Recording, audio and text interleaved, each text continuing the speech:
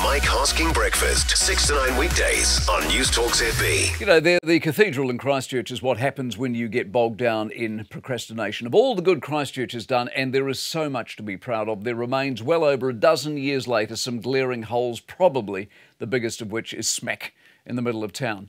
A simple question to start off with. If we hadn't waited 12 plus years to not make a decision, would the bill now be as big as it is? No, it would not. Another question. Is all the angst and upset and fighting and bitching worth the end result, which so far is basically nothing? No, it is not. So what have we actually achieved? We have worn ourselves out with arguing and layers and lawyers and protest and back and forward. And how much further are we on in 2024? The answer, not much. So what has been the point, eh? My sense of it was always going to be a slightly contentious sort of debate. Religion, money in a city all mangled up in an argument was fraught right from the start, I would have thought. But I never in my wildest dreams thought that we would take so long to do so little. Basically, there is no excuse. It's everything that happens when you get a committee involved. You become paralysed. Three options was always the predictable road to nowhere. Rebuild it new and different.